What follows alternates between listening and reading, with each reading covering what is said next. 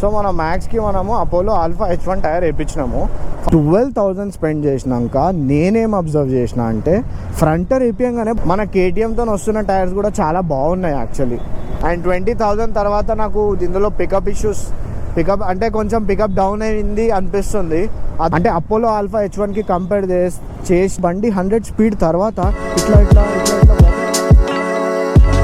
Hello guys, good evening. ఎలా ఉన్నారు మీరు అందరూ? ఐ నో చాలా డేస్, చాలా వీక్స్, చాలా మంత్స్ తర్వాత వ్లాగ్ చేస్తున్నా. నేను యూట్యూబ్ ఛానల్లో యాక్టివ్ కూడా లేను అండ్ ఇన్స్టాగ్రామ్లో కూడా యాక్చువల్లీ చాలా యాక్టివ్ లేను.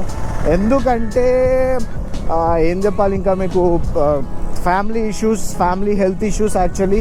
అండ్ నా హెల్త్ ఇష్యూస్, నాకు కూడా హెల్త్ ఇష్యూస్ అయినాయి. సో నేను హాస్పిటలైజ్డ్ అయినా, మా డాడ్ హాస్పిటల్లో ఉండే. సో అవన్నీ సెట్ అయ్యే వరకు చాలా ఇంకా సెట్ కాలేవనుకోండి. బట్ ఇంట్లో కూర్చొని వీడియోస్ చేయక, బయటికి వెళ్ళక చాలా డేస్ అయినాయి actually. So I thought I'm going nowhere today. ఎక్కడ వెళ్తున్నా నాకు కూడా తెలీదు, జస్ట్ బండి అండ్ గేర్స్ వేసుకున్నా, ఐఎమ్ గోయింగ్. మంచి క్లైమేట్ అనిపించింది. రైనీ సీజన్లో నేను బండి నడిపకపోతే నాకు నిజంగా చెప్తున్నా, I feel like I'm missing something.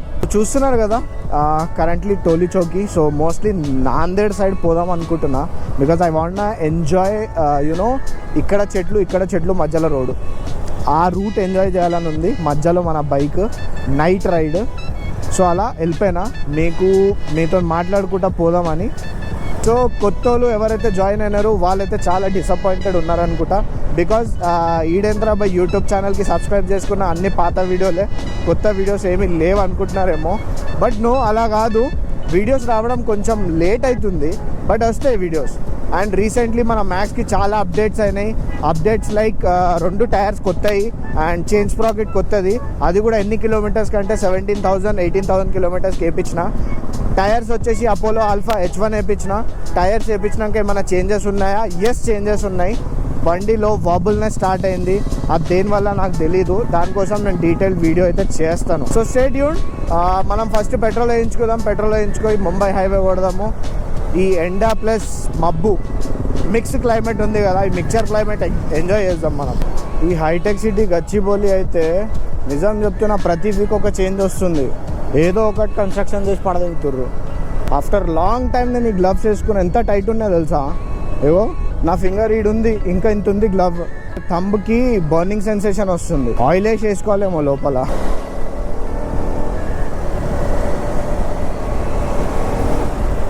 నేను మీ అందరికి ఏం చెప్తున్నా, టైర్స్. సో మన మ్యాక్స్కి మనము అపోలో ఆల్ఫా H1 టైర్ వేయించినాము. ఫస్ట్ రేర్ టైర్ వేయించిన. There was no issue with rear tyre. But నేను ఫ్రంట్ టైర్ వేయించిన ఆఫ్టర్ 1 month. అంటే రేర్ టైర్ వేయించిన 1 month తర్వాత ఫ్రంట్ టైర్ వేయించిన, సేమ్ అపోలో ఆల్ఫా H1. నాకు రెండు కాస్ట్ వచ్చేసి, రేర్ టైర్ వచ్చేసి 6,500 అండ్ ఫ్రంట్ టైర్ వచ్చేసి 5,500. సో టోటల్ 2 టైర్స్ వచ్చేసి మనకు 12,000 పడ్డది. 12,000 స్పెండ్ చేసినాక నేనేం అబ్జర్వ్ చేసిన అంటే ఫ్రంటర్ వేపియంగానే బండి 100 స్పీడ్ తర్వాత ఇట్లా వబుల్ అవుతుంది. సో ఐ థాట్కి ఎయిర్ ప్రెషర్ వల్ల అనుకున్నా. ఎయిర్ ప్రెషర్ కూడా కరెక్ట్ 35 మెయింటైన్ చేసిన. ఈవెన్ దో సేమ్ ప్రాబ్లం, అంటే 80-70లో వస్తలేదు, ఇది 100 తర్వాత వస్తుంది. సో ఇప్పుడు నా డౌట్ ఏంటంటే, నేను ఎక్కడైతే టైర్ కొన్నానో ధనలక్ష్మి వీల్స్ అని, అది హోల్సేల్ టైర్ మార్కెట్, వాళ్ళ దగ్గర మెకానిక్ రేర్ టైర్ వేసిండు. బట్ ఫ్రంట్ టైర్ వేయడానికి అతనికి ఫ్రంట్ యాక్సిల్ ఇప్పడానికి రాలేదు. బికాస్ KTMకి మొత్తం ఎల్ఎంకీస్ ఉంటాయి ముంగడ. సో వాడేం చేసిండంటే ఒక లోకల్ పంక్చర్ అన్న దగ్గర పంపించిండు. వాడు ఉంటాయి కదా ఇక టూల్స్ పెట్టి రప ఇప్పి వాడేసిండు. ఇప్పి టైట్ చేసిండు, అట్లా కరెక్ట్ టైట్ చేసిండు. ఒక మొత్తం ఫిక్స్ చేసినాక ఒక రౌండ్ కొట్టుకున్నా, మన ప్రాబ్లం ఉంటే చెక్ చేసుకోమన్నాడు. చెక్ చేసుకున్నా, there was no issue. Because మనం చెక్ చేసుకో అంటే ఈ నుంచి ఇందాక పోతాం. ఆ మూమెంట్లో మనకి ఏం అర్థం కాదు, కరెక్టే ఉందరా భయ్ అనిపిస్తుంది. లైనింగ్ ప్రాబ్లం ఏమున్నా మీకు ఇమీడియట్లీ అర్థమవుతుంది. లైనింగ్ అంటే ఇట్లా టైర్ అవుతుంది, ఏం కాలేదు, ఇట్ వాజ్ ఓకే. టైర్ వేయించినాక నెక్స్ట్ 1 weekలో ఒక ట్రిప్ వేసిన, 120 kilometers అట్లా పోయేసి వచ్చిన. ఆడ పోతే బండి ఇట్లా మొత్తం వైబ్రేట్ అవుతుంది, చేతులు మొత్తం ఇట్లా వాబుల్ అవుతుంది. ఏంద్రా అబ్బా అని చూసిన, నాకు ఇంకా దాని ప్రాబ్లం అర్థం కాలేదు. వీల్ బ్యాలెన్సింగ్ పోయినట్ట లేదంటే టైర్లో ప్రాబ్లం ఉందా నాకేమీ తెలీదు.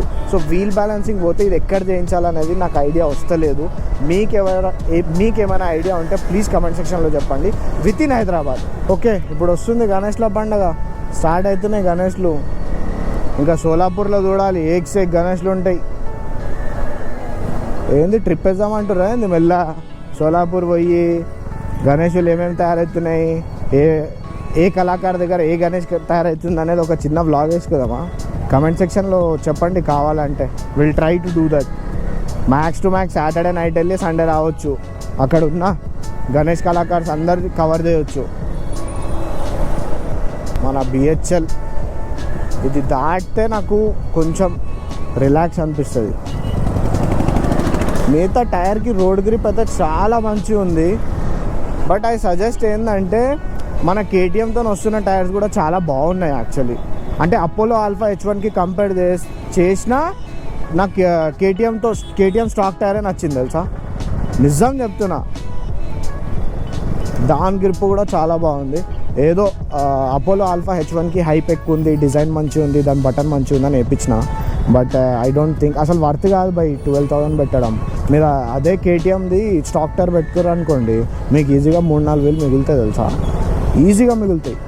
అంటే వేరే బండ్లకు సెట్ అవుతాయేమో, వేరే బండ్లకు వేరే ఏం ఇష్యూ రాలేదేమో, బట్ నాకు నా కేటీఎంకి అయితే ఇష్యూ వస్తుంది only for front tyre. Guys చాలా అన్కంఫర్టబుల్ అవుతుంది, నా మొత్తం స్వెట్ అయిపోయింది, ఇక్కడ రెడ్ అయిపోయింది ఈ థంబ్ మొత్తం. బ్రేక్ కొట్టడానికి ఇబ్బంది అవుతుంది. సిటీలో అయితే తిప్పేస్తా బై గ్లవ్స్ ఇవి. నిజంగా చెప్తున్నా వేస్ట్ తెలుసా ఈ రైడా గ్లవ్స్. 3,000 కానీ అసలు వేస్ట్. రైడింగ్ గ్లవ్స్ కాదు ఇది, నాకు తెలిసి అది స్నోలో వెళ్తారు కదా, మనాలి కాశ్మీర్ స్నోలో వెళ్ళేటప్పుడు హ్యాండ్స్ని వామ్ పెట్టడానికి ఆ గ్లవ్స్ అనిపిస్తాయి నాకు. But actually it is riding glove. నాకు యాక్చువల్లీ నా హెల్త్ ఇష్యూ ఏం తెలుసా, నాకు కిడ్నీలో స్టోన్స్ ఉన్నాయి తెలుసా. ఈ కిడ్నీ స్టోన్ వల్ల చెప్తున్నా కదా, ఎన్ని హాస్పిటల్స్ తిరిగినా సర్జరీ అంటారు. బట్ నాకు సర్జరీ వద్దు భయ్యా, ఇంట్లో వెళ్ళిపోవాలి.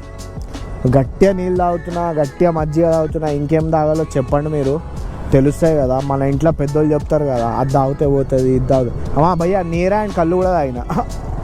ఒకసారి పోయినా లాస్ట్ సండే, అయినా పోలేదు. అమ్మ కొంచెం రిలాక్స్గా ఉంది, బ్రేక్ అర్థమవుతుంది, క్లచ్ అర్థమవుతుంది. సిటీలో ఓవర్ ఎప్పుడు వస్తాడో తెలియదు. సో ఎందుకు రిస్క్, గ్లవ్స్ హైవేలో వేసుకుంటా. ఓగో మన మ్యాక్స్ 20,000 నడిచింది. అండ్ 20,000 తర్వాత నాకు ఇందులో పికప్ ఇష్యూస్, పికప్ అంటే కొంచెం పికప్ డౌన్ అయింది అనిపిస్తుంది. అది దేనివల్ల అంటే మేబీ స్పార్క్ ప్లగ్ వల్ల. స్పార్క్ ప్లగ్ చేంజ్ చేయాలి. చైన్ స్ప్రాకెట్ అయితే చేంజ్ చేసినాం 18,000కి. కానీ మంచిగా నడిచింది గైజ్, 18,000 నడిచింది. మనం నడిపించుకోవడం మనకు తెలుసు కదా, 100, 120 అట్లా నడిపిస్తాం, అయినా 18,000 నడిచింది. ఇక ఎవరైతే 80, 60, 70 మెయింటైన్ చేస్తారో వాళ్ళకి ఇంకా ఎక్కువ నడుస్తుంది. టైర్ అయితే 17,000 నడిచింది ఎంకల్ది. ముంగడిది ఇంకా నడవచ్చు, బట్ రిస్క్ ఎందుకు అని చేంజ్ చేయించేసిన. బండి ఇవ్వండి ఇట్లా వదిలితే ఇట్లా రైట్కి వెళ్ళిపోతుంది బండి. ఆ టైర్ వేయించినాక అవుతుంది. ఓ వర్షం పడుతుంది, చినుకులు పడుతున్నాయి. ఓ పిట్టెల పెళ్ళిళ్ళు అవుతుంది, అందుకే ఎండలో వర్షం పడుతుంది. అదంతా చెప్పే మాటలు. కానీ నేను నాందేడ్ అయితే పోతున్నా, ఎందుకు పోతున్నా నాకు తెలియదు. సో మోస్ట్ ప్రాబబ్లీ ఒక ఛాయో కాఫీ తాగేసి వద్దాం. నా అంతా పిచ్చోడు ఇంకెవరు లేడనుకుంటా. నాకు ఇక్కడ మంచి సీనరీ కనిపించింది, మొత్తం గ్రీన్ ఉంది. అక్కడ సంథింగ్ లేక్ వాటర్ ఉంది. సో అక్కడ వెళ్దాం ఒకసారి.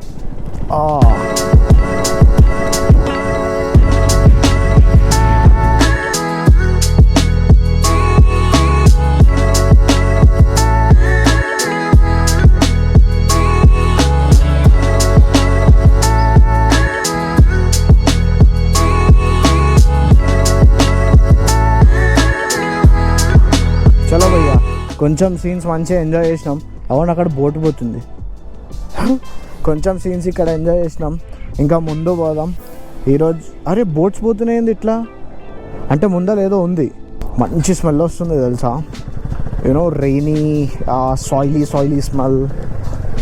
అసలు నాకు బండి ఎక్కువ స్పీడ్గా నడపబుద్ధి అవుతలేదు, ఎంజాయ్ చేసుకుంటూ 60-70 పోబుద్ధి అవుతుంది అంతే.